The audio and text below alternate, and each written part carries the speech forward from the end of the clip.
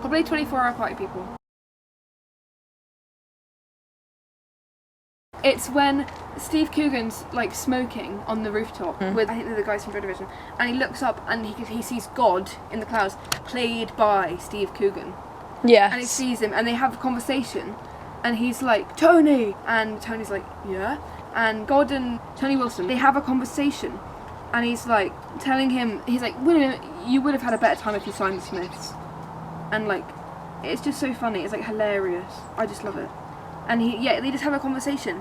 And it's like, you're right for not signing some random guy. He's a wanker and his music's shit. And it's just hilarious. If there was a reference made to this scene... That scene, I think that would be great. I think that would be hilarious if there was a reference to that. The thing is, it wouldn't be hard to do because the graphics are awful in that scene. It's a low-budget movie. And it's made in, I think it's 2004. So I think that would be an easy thing to do, and I think it would also be really smart.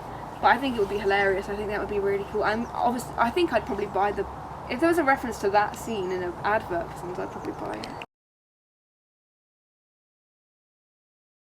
I guess it would appeal to me because it's a film I really like. So if I thought someone else liked the film too, I'd think, oh, they're probably quite an interesting person. If a product's using that type of advertising, it's got to be a good product. You'd feel understood. Yeah, like represented. Identification, I guess. Seeing something I like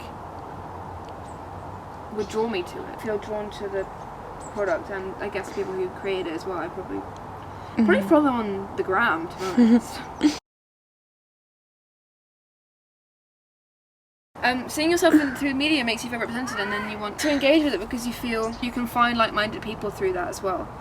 It's all the uses and gratifications. If you see yourself represented, you not only can you find personal identification, you can also find people who are like you as well. If you have something like that in common, chances are you have other things in common. Like, you're into the same sort of things.